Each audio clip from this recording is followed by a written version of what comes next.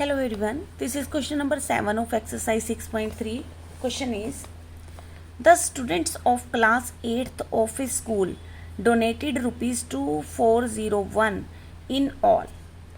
जो क्लास 8 के स्टूडेंट्स हैं स्कूल के, उन्होंने ₹2,401 जो है वो डोनेट किए, दान किया for prime ministers national relief fund. Prime minister national relief fund के लिए उन्होंने 2401 रुपीज़ का जो है वो दान किया। ठीक है, each student donated as many rupees as the number of students in the class. और हर बच्चे ने कितना डोनेट किया? हर बच्चे ने उतने ही रुपए डोनेट किए जितने की क्लास में स्टूडेंट्स हैं। लेट्स सपोज कि अगर किसी क्लास में 20 स्टूडेंट्स हैं तो हर बच्चे ने 20 रुपीज़ जो है वो डोनेट किए। अगर किसी क्लास में 25 स्टूडेंट्स हैं तो उसमें 25 रुपीज़ जो है वो हर बच्चे ने डोनेट किए। तो find the number of students in the class. तो बहुत ही इजी क्वेश्चन है, ध्यान से समझते हैं कि क्वेश्चन में क्या क्या रहा है। ठीक है, तो सबसे पहले तो अगर हम देखें, ना तो हमें नंबर ऑफ स्टूडेंट्स पता है और ना ही हमें नंबर ऑफ रुपीज़ पता है। ठीक है, तो सबसे पहले जो चीज़ नहीं पता है उसको हम मान लेते हैं, सपोज कर लेते हैं, लेट कर लेते हैं। ठीक है, तो let the number of students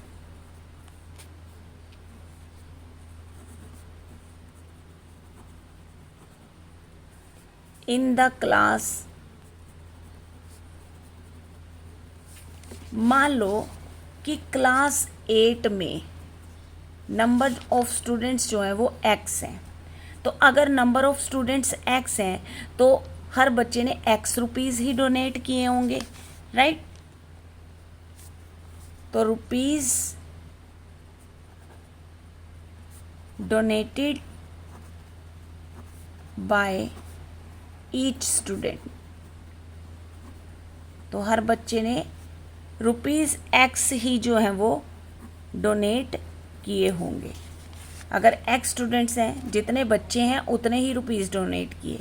और हमें दोनों में से ये पता ही नहीं है कि ना तो हमें नंबर ऑफ स्टूडेंट्स पता है ना ही रुपीज़ पता है।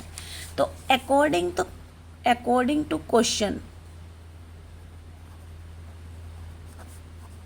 अब देखो हमारी इक्वेशन क्या बनेगी। अकॉर्डिंग टू क्वेश्चन, अगर हम नंबर ऑफ स्टूडेंट्स को नंबर ऑफ रुपीज़ से मल्टीप्लाई कर दें तभी हमारे पास कितना आया होगा? 2401, है ना। 2401 दिया हुआ है, हमें इतने रुपए डोनेट हुए हैं। तो डोनेट कैसे हुए? जितने स्टूडेंट्स हैं उतने ही हमारे रुपीज़ उसने डोनेट किए हैं। अब ये जो है ये क्या है? x इंटू एक्स का क्या मतलब हुआ? स्क्वायर है, ये स्क्वायर नंबर है ना। तो x square is equal to 2401। अब हमें निकालना है इस 2401 का स्क्वायर रूट। ठीक है, तो x स्क्वायर देखते हैं कितना होगा। तो इसका स्क्वायर रूट निकालने के लिए हमें क्या करना पड़ेगा? 2401 के प्राइम फैक्टर्स बनाने पड़ेंगे।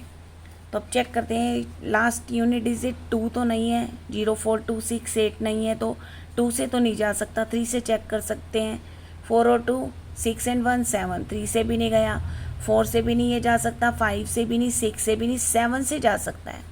अब हम 7 से चेक कर लेते हैं कितने से डिवाइड होगा। तो अगर हम 2401 को 7 से डिवाइड करें, 7 3 ज़ा 21, ऊपर से उतारी 0, 7 4 ज़ा 28, अगेन 1 उतारा, 7 3 ज़ा 21, यानी 343। अब फिर से ये 7 से डिवाइड होगा। 7 से डिवाइड करके अगर हम इसे देखें तो ये देखते हैं कितने से डिवाइड होगा। 7 4 ज़ा 14 में से 8 गए 6, ऊपर से उतारा 3, 7 9 ज़ा, तो ये 49 से डिवाइड होगा। अगेन 7 से और फिर से 7 से। तो इसका स्क्वायर रूट हमारे पास क्या आया, ये जो पेयर्स बने हैं ना ये, तो यहाँ पर हम लिख लेंगे 7 × 7, ठीक है। अब हम पेयर में से ले लेंगे एक, इस पेयर में से भी 7 और इसमें से भी 7, तो ये हुआ 49।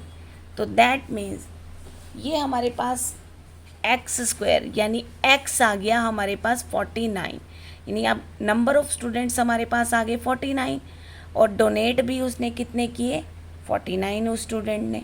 तो हमें तो नंबर ऑफ स्टूडेंट्स ही बताने थे, तो नंबर ऑफ स्टूडेंट्स ये क्या हुआ कि 49 को 49 से मल्टीप्लाई किया होगा तभी हमारे पास 2401 आया कि जितने नंबर ऑफ स्टूडेंट्स उतने ही उसने रुपीस जो हैं वो डोनेट किए। तो नंबर ऑफ स्टूडेंट्स हमारे क्वेश्चन में पूछा गया है, तो नंबर ऑफ स्टूडेंट्स हो गए 49, correct. This was question number 7। अब इसका क्वेश्चन नंबर 8 देखते हैं, वो भी एज इट इज़ ऐसा ही है। सो क्वेश्चन 8 में देखते हैं 2025 plants are to be planted in a garden in such a way that each row contains as many plants as the number of rows. Question बहुत ही इजी है। देखो 2025 total plants हैं और वो एक गार्डन में प्लांट्स लगाए गए हैं। ये इतने प्लांट्स जो कि इस तरीके से लगाए हैं, जितने ही रो हैं उसमें उतने ही प्लांट्स लगाए गए हैं। लेट्स सपोज कि 10 रोज हैं तो एक रो में 10 प्लांट्स ही लगाए गए हैं, ठीक है। Find the number of row and the number of plants in each row. तो हमें नंबर ऑफ रो भी बताने हैं और number of plants in each row भी बताने हैं। तो सबसे पहले तो let the number of rows, क्योंकि हमें तो दोनों ही नहीं पता, तो जो चीज़ नहीं पता उसको हमने मान लिया x। और जब नंबर ऑफ रो x है तो प्लांट इन ईच रो वो भी x है, क्योंकि हर रो में उतने ही प्लांट्स लगे हुए हैं जितनी की रो हैं। Plants in each row.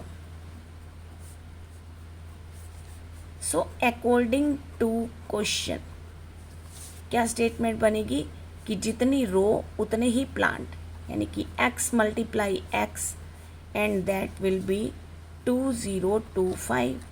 दोनों को मल्टीप्लाई करेंगे तभी हम इतने प्लांट्स जो हैं वो हमारे पास आ जाएंगे। अब x × x का मतलब क्या हुआ कि x² है, x² इज इक्वल टू 2025, यानी कि अब ये x² है 2025, तो x क्या हो जाएगा कि इसका स्क्वायर रूट फाइंड आउट करते हैं, क्योंकि ये स्क्वायर हमने क्या लगा दिया, ये स्क्वायर रूट लगा दिया यहाँ पे, ये स्क्वायर कैंसिल हो गया। x इज इक्वल टू इसका स्क्वायर रूट, और इसका स्क्वायर रूट निकालने के लिए हमें क्या करना होगा, इसके प्राइम फैक्टर्स निकालने होंगे। तो निकाल लेते हैं। अब ये देखते हैं 2 से तो जा नहीं सकता, 3 से चेक करते हैं। 2 2 4 और 5 9, 3 से चला जाएगा। 3 6 जा 18, 3 7 जा 3 5 जा, अगेन 3 से,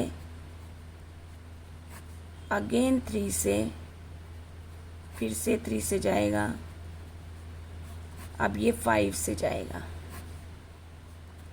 तो ये पेयर बना, ये बना और 5 का। तो बस यहाँ पे लिख देंगे पेयर्स। एक तो हमारे पास 3 का बना, दूसरा भी 3 का और तीसरा 5 का।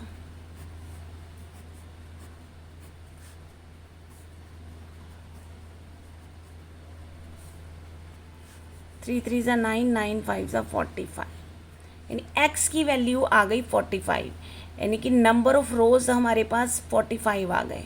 अब जब नंबर ऑफ रो 45 हैं तो दैट मीन्स एक रो में प्लांट भी कितने लगे, 45 लगे। हमसे क्वेश्चन में number of plants in each row, find the number of row and the number of plants in each row, दोनों ही पूछे हैं। तो लिख देंगे number of row 45, so plants in each row, जितने रो हैं उतनी ही एक रो में प्लांट्स लगे हैं, तो प्लांट्स भी 45। Okay, so this was question number A. मिलते हैं फिर नेक्स्ट वीडियो में। Thanks for watching.